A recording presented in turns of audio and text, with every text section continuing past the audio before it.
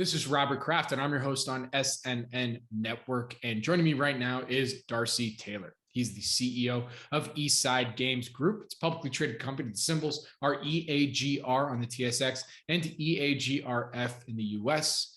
With that, Darcy, great to see you, man. Thank you for joining me, and Happy New Year. Oh, Happy New Year to you. So, Darcy, it's been about 2 months and change, about that long since we last published or last chatted and published that interview. It was on November 30th, 2021. So I'd love to get an update. What are some highlights from Eastside Games since then? Oh, absolutely. I mean, we've been incredibly busy. We thought we would at least get some time over the holidays, but it only just accelerated across the holiday time for our business. I mean, if I just highlighted the big news that we've had, I think the last time we talked, it was just the start of our launch of RuPaul's Drag Race Superstar game. That game has rocketed up the charts, over 1 million downloads in the first 2 weeks. It's achieved 150,000 DAU and growing. It has achieved a #1 ranking in games in 5 countries. I think it's #1 ranked on iOS and 53 in its genre, and has just built a tremendous following. And we couldn't be more excited about working with WoW as well as RuPaul on that game. And we just think there's bigger and better things to come as RuPaul's show continues to build momentum in the market. And we didn't sort of stop there. We just launched at the end of January our second major, I'll say, super marquee IP game with NBC's The Office, Somehow We Manage. We are now about 10 days into it. It's already achieved #1 rankings on the iOS store in games.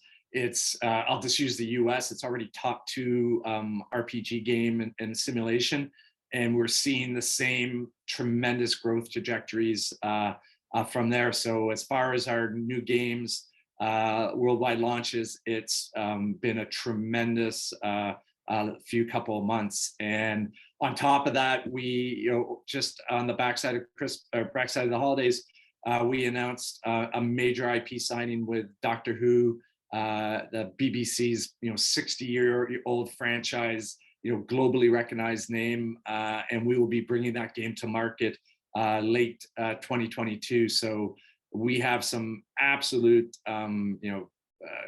category definers and franchises that we believe are just going to be sort of our biggest and best hits. And RuPaul is already our biggest game within our portfolio now. Very good. Well, congratulations. I mean, that's a lot to happen already just in a couple months here. And I have to ask,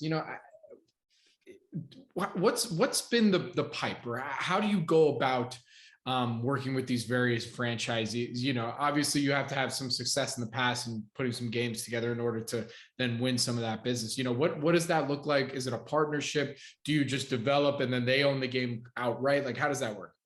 Yeah, so very good question. I mean, I think you tapped on it a bit at the start on how we work and how we bring games together. I mean, it's a lengthy process of sort of, especially when you're dealing with IP such as NBC's The Office. I mean, this is their crown jewel of Peacock and NBC. They don't license that out to anyone, and they certainly are very protective of their brand on a continuous basis. So we had worked with NBC and Universal Games for quite some time on other projects, and had built up a reputation with them. 1, for delivering great games, 2, for being a tremendous stewards of the brand, to the point where we felt comfortable in making the entry to say, hey, we'd really like to do a game with you around the NBC's The Office property. And you're working with Greg Daniels and working with his production company. I mean, there was a tremendous amount of getting the characters right, getting the scripts right, staying true to the story. But I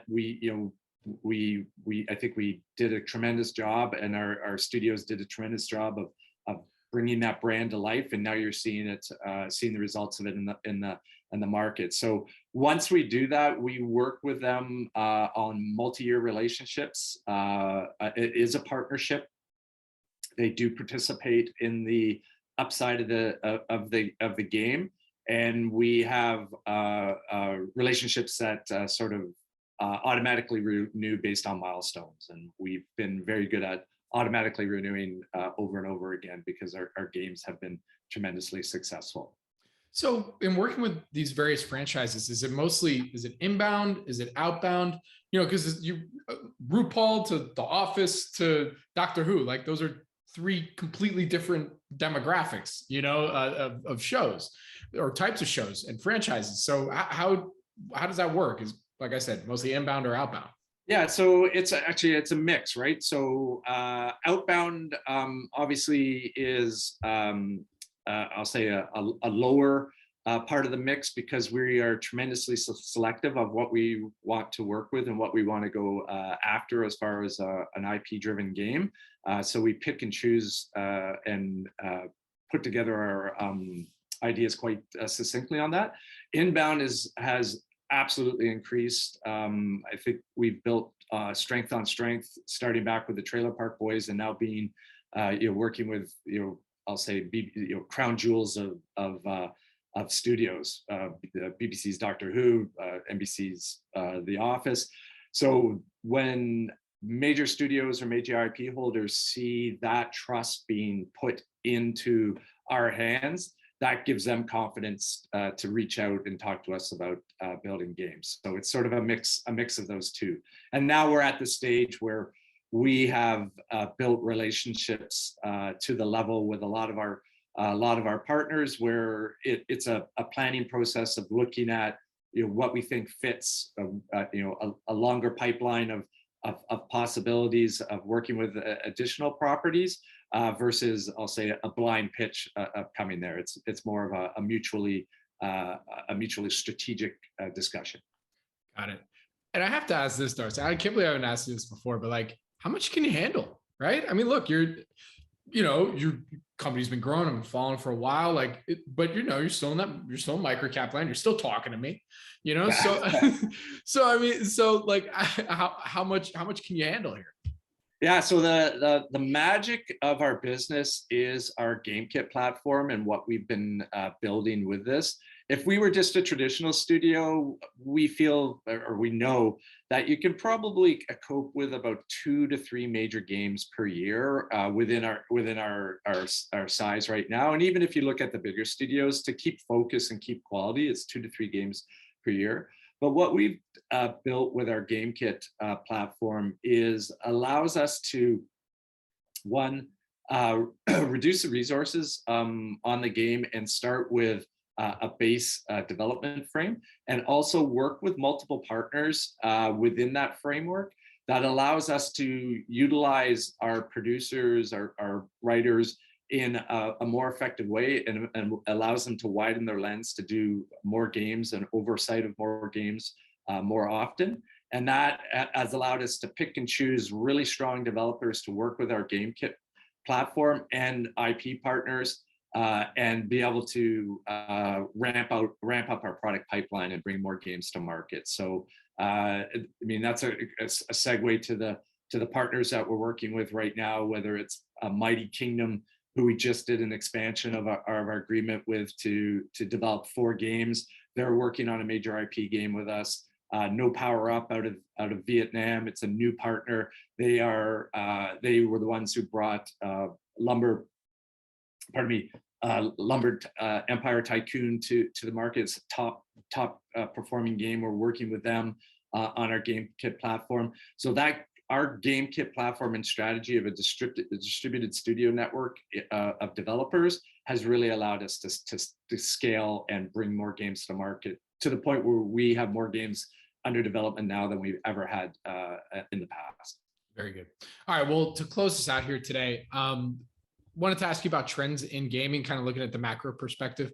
Where do you see some of the trends going in gaming?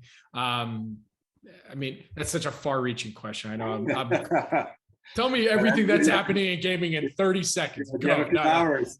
I mean, I think if you're looking at the market right now on a macro level, I mean, we've said before, and a lot of the time when we're talking about our business, is that gaming is eating the world right now, and especially eating entertainment, and that entertainment is being served across multiple platforms or multiple mediums, whether it's PC, console, but the core driver of that medium is or entertainment play is mobile, and that's sort of our sweet spot of where we see our business continuing to grow and where we've built our moat around.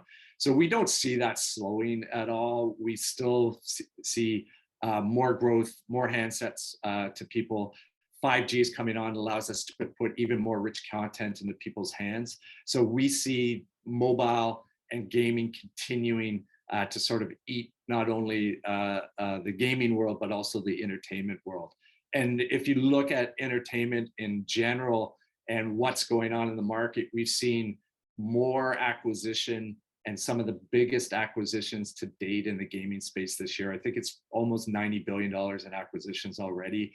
Microsoft buying Activision for just shy of 70 billion is a tremendous signal of the strength of gaming and the strength of engagement of consumers across multiple platforms. And then earlier you saw Take-Two acquire Zynga, which was the biggest deal ever up until 3 days later when the next biggest deal came. And that's just an indication of console players or console publishers or developers looking for expertise in mobile. That's just going to continue to enable them to bring more content across multiple platforms. But I mean, if you look at it and you look at the generations coming up, there is a tremendous blurring of how they socialize, how they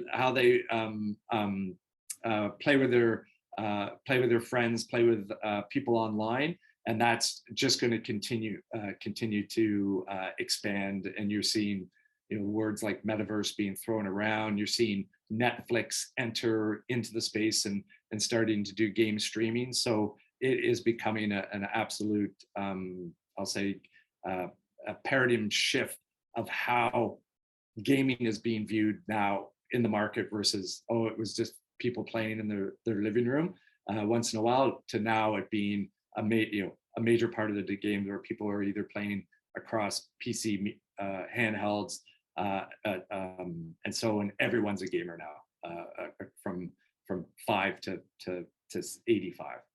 And Darcy, with that, where can our audience go and find more information on Eastside Games Group? Yeah, the best place to go is www.eastsidegamesgroup.com, and you can find out all of our information there. It'll also give you our social feeds if you want to see the sort of the latest and greatest real time. And also, you're able to reach out to us internally if you have any questions. We're always available. Very good. Well, Darcy, thank you so much for joining me today. I really do appreciate it. Good luck. Stay safe. And I look forward to our next update. Absolutely, Rob. Have a great day. Thank you. You too.